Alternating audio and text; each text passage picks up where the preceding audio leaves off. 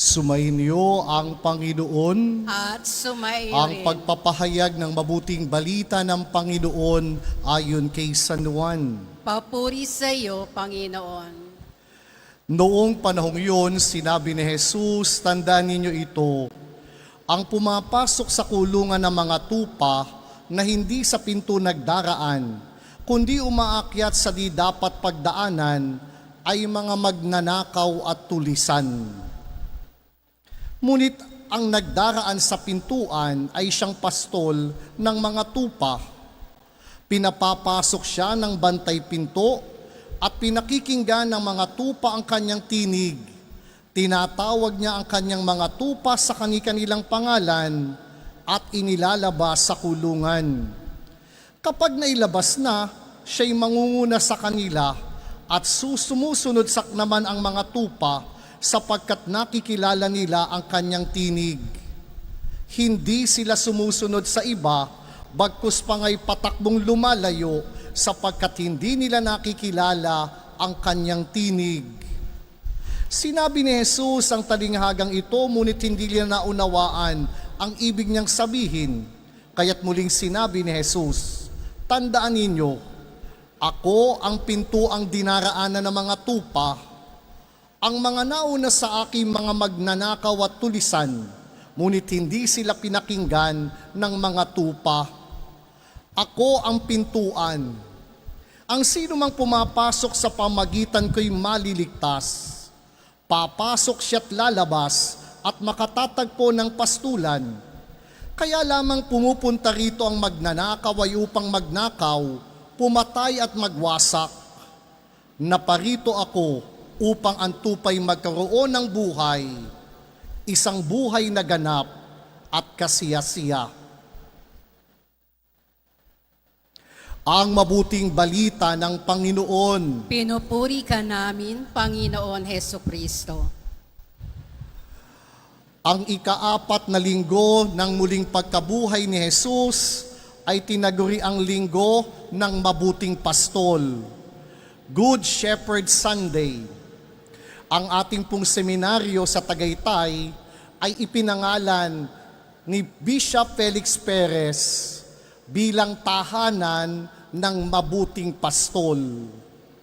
Sapagkat sa kanyang kaisipan, ang pagpapastol ng mga pari ay dapat humahawig sa pamamaraan ni Jesus na mabuting pastol.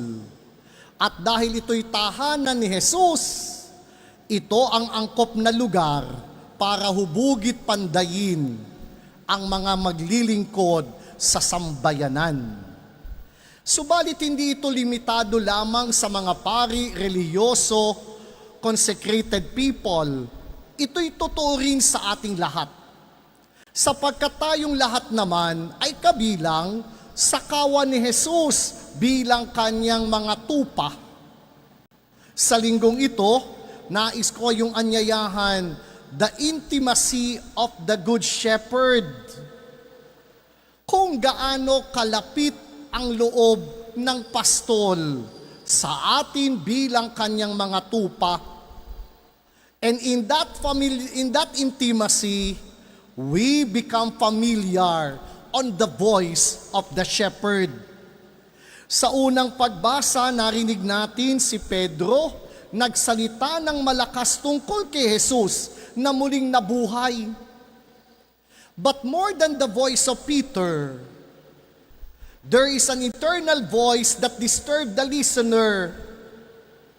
And I think and believe that that is the voice of Jesus, the Good Shepherd, telling them and informing them that they need to change their lives.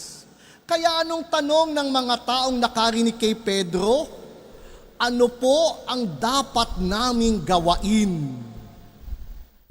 Hindi dahil sa tinig ni Pedro, kundi sa malalim na tinig ng pastol na nangungusap sa kanilang kaibuturan, sapagkat sila'y lubhang nagimbal sa pahayag ni Pedro ang kanyang kaibuturan ay nais na tunay na magpasakop at yakapin ang pagiging kabilang sa kawan ni Jesus.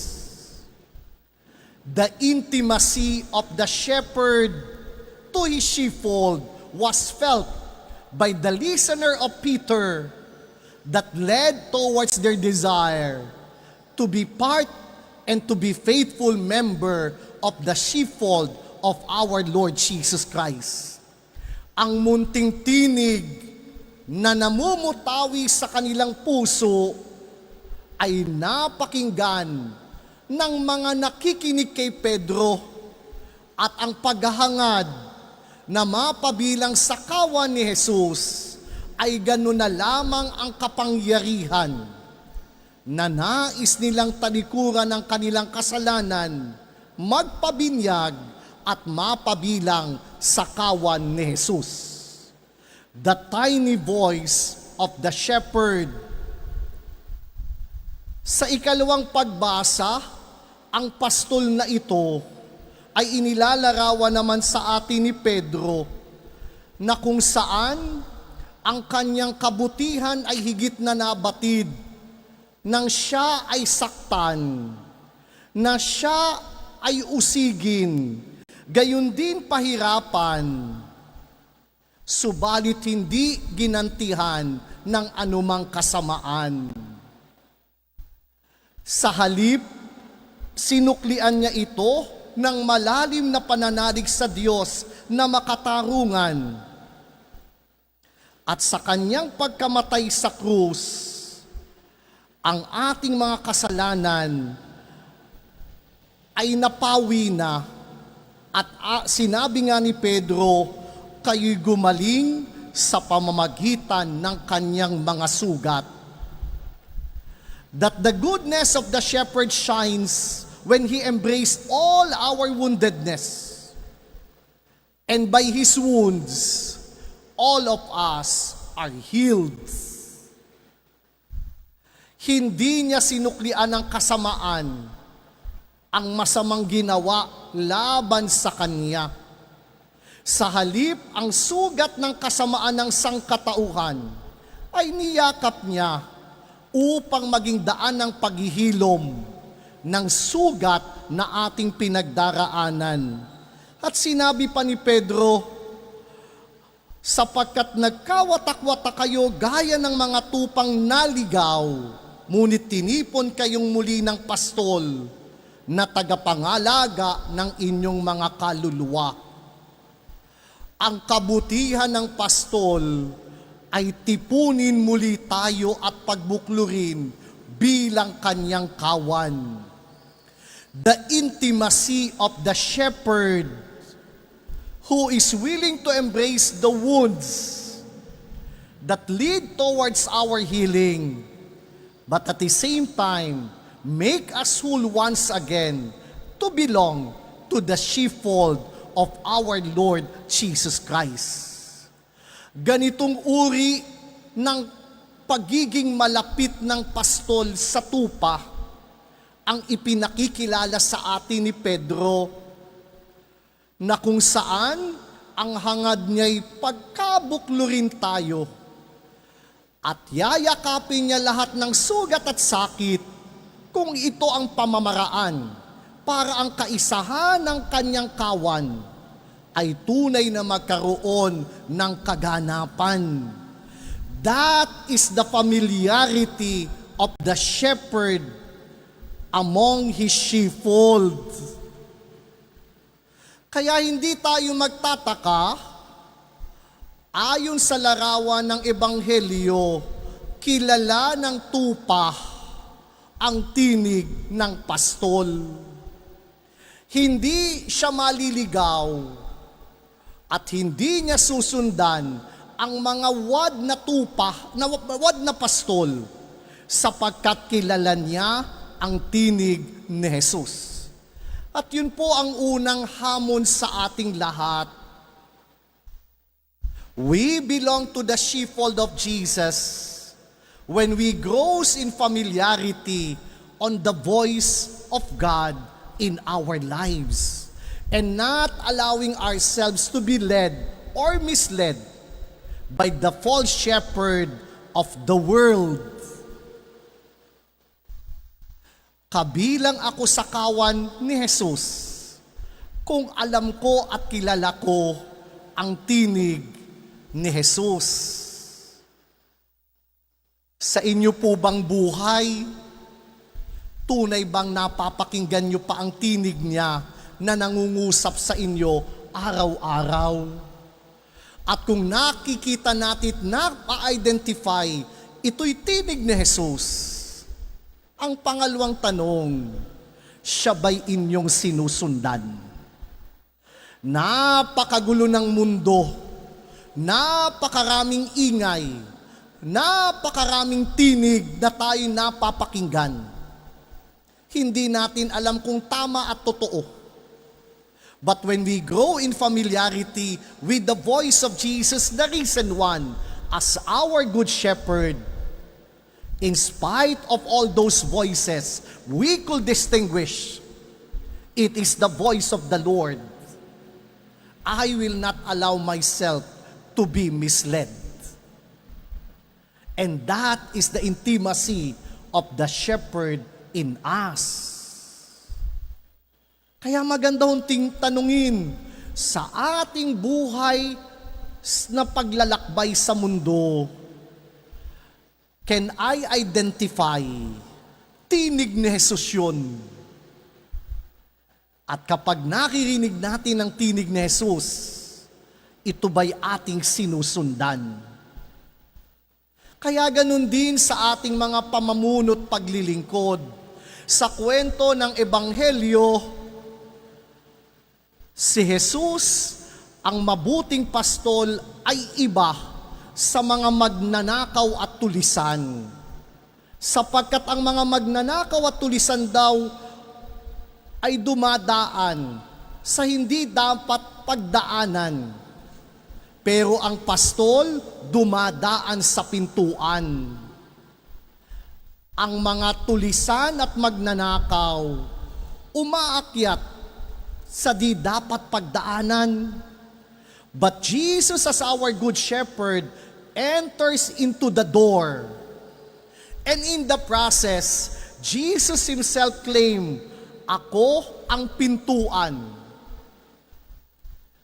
Na kung nais nating mapabilang at makahawig ang pagpapastol tulad ni Jesus, kailangan nating pasukin ang kanyang katauhan.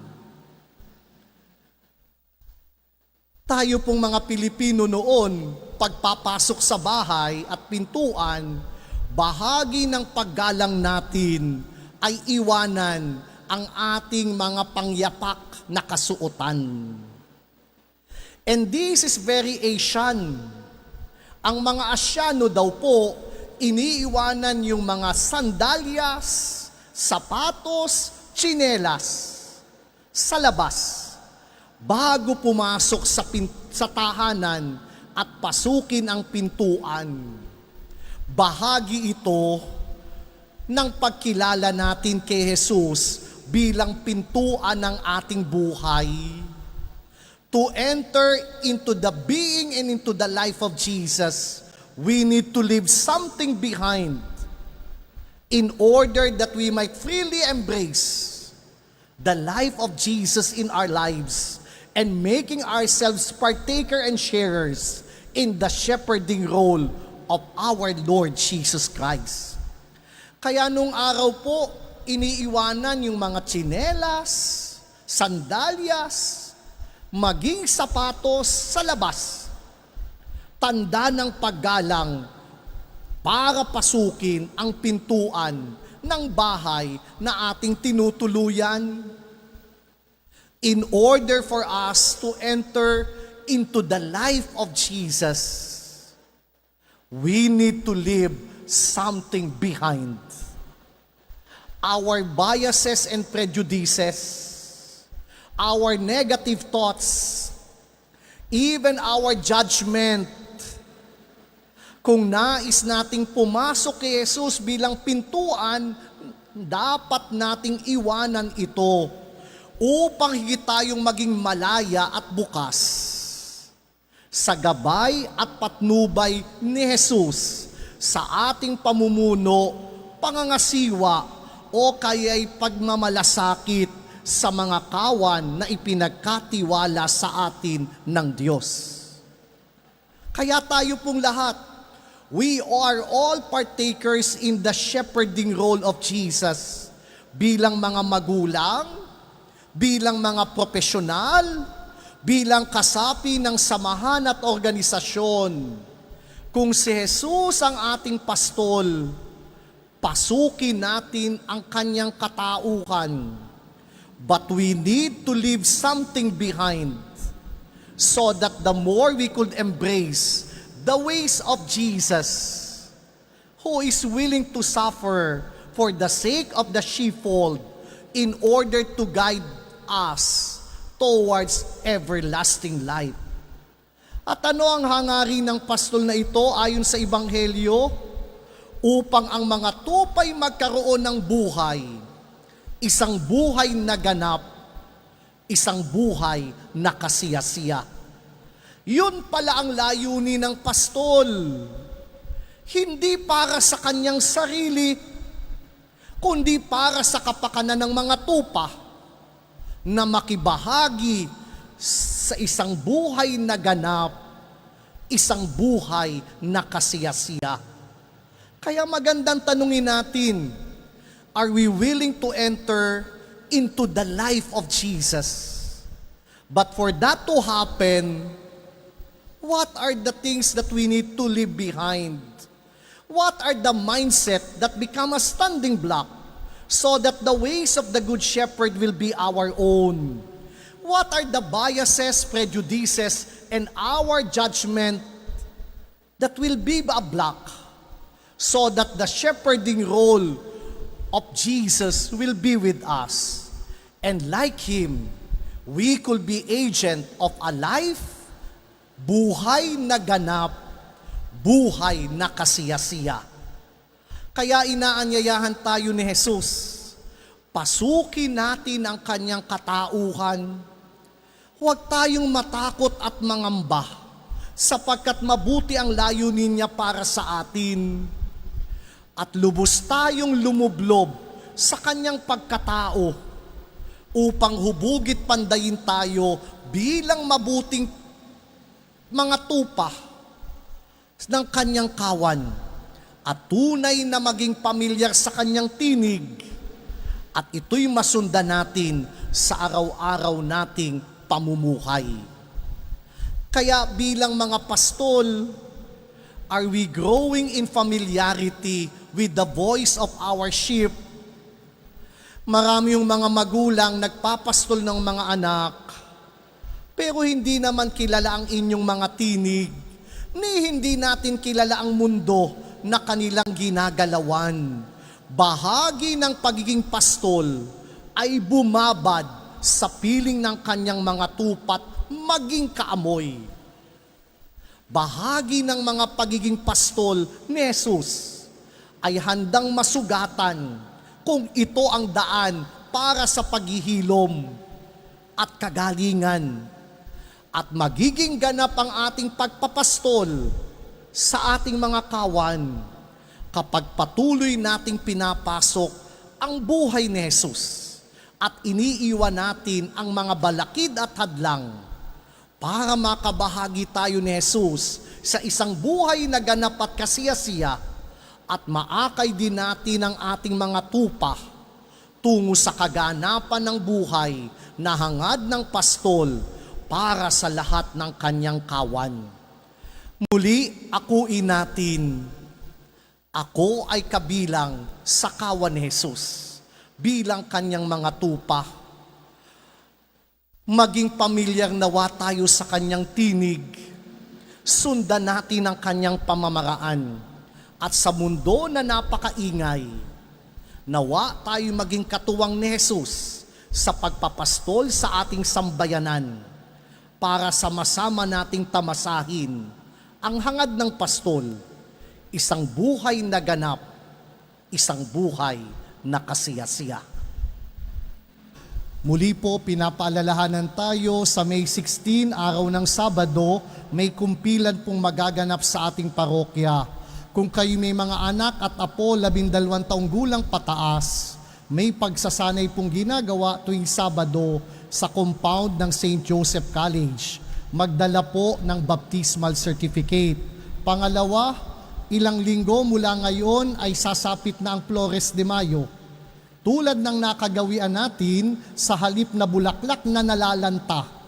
Subalit ginagastusan naman natin, nais nating ihandog kay Maria ay yung makapagdudugtong ng pangangailangan ng mga kapuspalad nating mga kaparokya. Kaya po sa unang linggo ng Mayo, ang ating ihahandog ay kapit asukal. Sa ikalawang linggo ng Mayo, noodles. Sa ikatlong linggo ng Mayo, bigas. At sa huling linggo ng Mayo ay walang iba kundi mga canned goods. Tulad ng ating nakagawian, ito'y pinagsasama-sama natin at ipinamamahagi nating inihahandog ni Maria sa mga kapuspalad sa ating sambayanan. Ididistribute po ito sa 12 ng Hunyo, araw ng ating kasarinlan, araw ng ating kalayaan. Lastly, as a takeaway from the readings, let us acknowledge and claim, I belong to the sheepfold of Jesus. At tunay kang kabilang sa kawan ni Jesus kapag nakikinig ka't sumusunod sa kanyang tinig. Tunay kang makakabilang sa kawan ni Jesus kapag pinapasok natin ang kanyang katauhan at hinahayaan niyang pandayin ang ating sarili para makibahagi sa pagpapastol niya sa ating pamilya, sa ating samahan. Makita nawa sa atin ang kabutihang taglay ng pastol na kung saan namumuno at nangunguna sa ating buhay. Let us always claim, I belong to the sheepfold of Jesus. I am willing to enter the door, no other than Jesus Himself, by allowing myself to be shaped and be formed according to the image of Jesus, the mabuting pastol.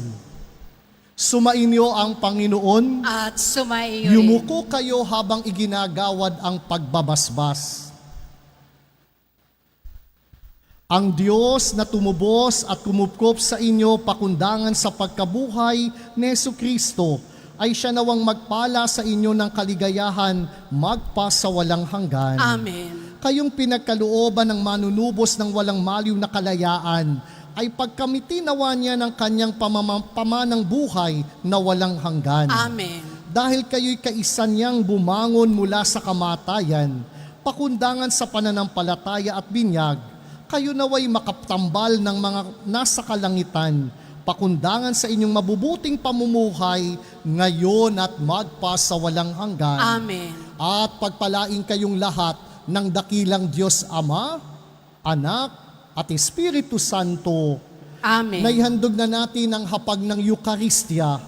Humayo kayo't maging mabuti tulad ng ating pastol. Salamat sa Diyos.